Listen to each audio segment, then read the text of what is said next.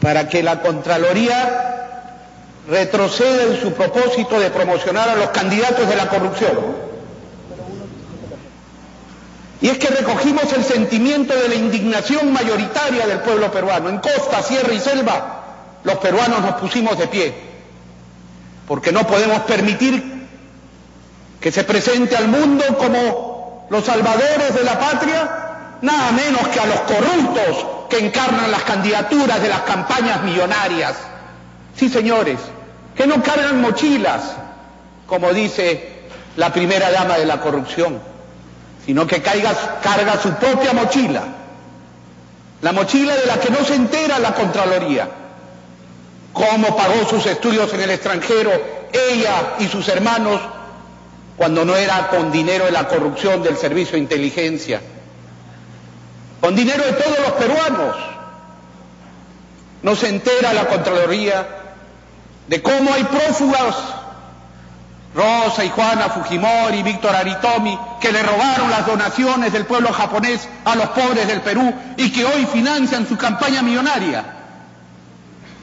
No se entera la Contraloría de cómo Keiko Fujimori, ella, no su papito, ella hizo tráfico de influencias para liberar a 2 procesadas por narcotráfico en un caso en donde habían encontrado 353 kilos de clorhidrato de cocaína en el caso Hajduk. Visitó a las detenidas en el penal y tramitó, haciendo tráfico de influencias, el indulto que dio su padre un mes después.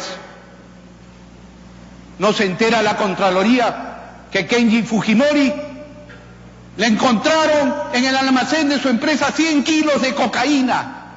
Y aquí no pasó nada, ni siquiera declaró ante el fiscal porque metió habeas corpus. Ni siquiera la Comisión de Ética del Dr. Lai lo sancionó, porque las influencias y el poder de la corrupción es tan fuerte que la impunidad es la que triunfa. No se entera la Contraloría, pero se va a enterar el país, que el secretario general de Fuerza Popular, don Joaquín Ramírez, un conocido lavador de dinero, está acusado por la Fiscalía hoy día de lavado de dinero, y doña Keiko Fujimori le ratifica y lo defiende en el cargo de secretario general de su partido, Fuerza Popular. Hoy día, señor Contralor. Y esa era su invitada estrella. Como su invitado estrella era Alan García, el de la prescripción dada por los jueces de Montesinos, el del caso Lavajato, el de las coimas declaradas por Sergio Siragusa con cuentas en Gran Caimán, el de los narcoindultos, el de los petroaudios, el símbolo de la corrupción en el Perú, Alan García, la otra estrella de la Contraloría presentada aquí. Como dice, aplauda, Contralor, aplauda, que ya le viene a usted también. Pues sí, porque uno de los grandes problemas que tiene el país es quién controla al Contralor. ¿Quién controla? Ponga orden allí a sus ayayeros.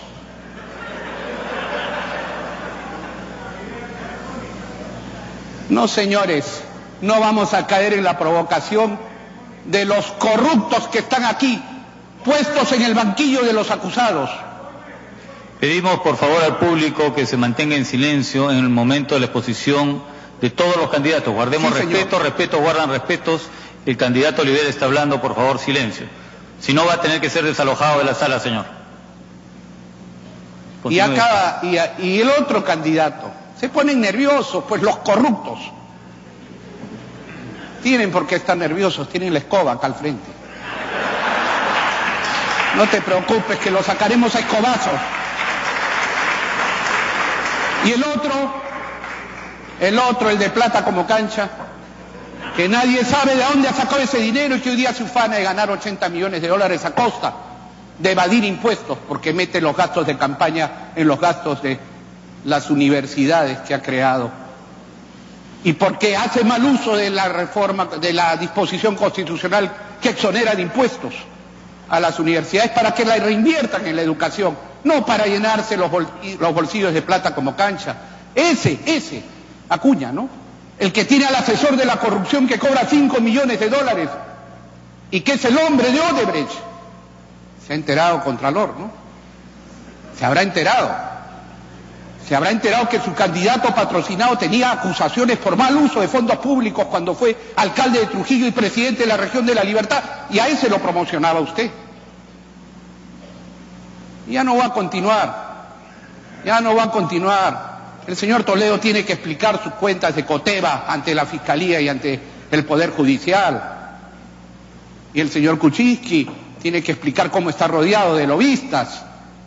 Y ya no va a continuar, porque vamos a pasar a lo que el propio Contralor nos dijo y lo que es una realidad. El costo de la corrupción va creciendo. Primero era 200, 800, nos dice 10.000 millones de soles. Yo le digo que se queda muy corto. En el caso del gasoducto del sur, en ese caso nomás, de 1.400 millones de dólares, que era el presupuesto inicial, ¿en cuánto ha terminado? En 7.200 millones de dólares. 5 veces su valor, 5 veces. A postor único. ¿Quién está metido? Odebrecht. Con la refinería de Talara, porque vamos a hablar claro. Ese proyecto del 2001 estaba en 300 millones. ¿A cuánto ha llegado? A 4.200. Y como gran cosa hicieron un descuento de 3.700 millones de dólares. ¿Y quiénes salen como voceros para tratar de justificar? Macroconsult. Averigüen a quién está vinculado Macroconsult. Averigüen a qué candidato está financiando la corrupción de la refinería de Talara. Averigüenlo. Y se llevarán la sorpresa de que ciertas vírgenes políticas hoy promocionadas también tienen sus vínculos con la corrupción y que nos creen subnormales cuando dicen: yo no estaba en política después de haber sido secretario del Consejo de Ministros. ¿Qué cargo más político puede haber que es nombrado por el presidente de la República, es decir, por Nadine Heredia, y que hoy día lo pretenden negar? ¿Qué les parece? Nos creen subnormales a todos los peruanos. Yo no soy político, solo soy el hombre de confianza de la pareja presidencial en el Consejo de Ministros, y eso no es político. ¿Por qué lo niega? Porque está allí para cubrirle las espaldas a la corrupción de este régimen corrupto que hoy nos gobierna.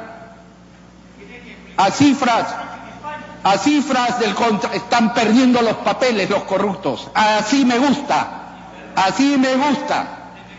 A cifras del Contralor, así quiere poner orden a ese corrupto. Abandone la sala, señor, por favor. Acompáñenlo a que abandone la sala. Con la bonanza económica vino la bonanza de la corrupción, vino el menú de la corrupción. Se ofrecía corrupción desde elaborar el expediente técnico hasta la supervisión, desde pagar la coima en el origen por adelantado o pagarla en cómodas cuotas cuando avanzaba el proyecto, la obra o el contrato. El mismo Contralor de la República dice: cuando empecé mi gestión me dijeron que era el 10% de las obras, las coimas. Ahora me han dicho que la suma era no del 15%, sino que la coima pasa del 20 al 30%. Sus declaraciones, señor Contralor, aquí las tengo. ¿Podemos acaso presentar cara al país como una gestión exitosa un Contralor General de la República que admite que en su gestión subió de 10% la coima al 30% la coima? ¿En qué país estamos? Pero nosotros vamos a gobernar para acabar y a declarar la guerra total a la corrupción. Con esta escoba, la guerra total. ¿Bajo qué principios? Que se gobierna con el ejemplo. Que en una democracia o se negocia o se gobierna. Que en una democracia no hay intocables. Que la corrupción es responsabilidad de corruptos y corruptores. ¿Y bajo qué mandatos? El de institucionalizar la democracia, institucionalizar la Contraloría, el de la participación y control ciudadano, el de la autonomía del control total, el de la transparencia, el de facilitar la gestión pública sin paralizar las inversiones, en donde haya en la economía nuevas reglas de juego sin corrupción, para que haya competencia, en donde se haga una verdadera simplificación administrativa y existe una escuela de gestión pública y un banco de proyectos. Para eso proponemos 10 reformas constitucionales. La primera, declarar en reorganización general, la Contraloría General de la República.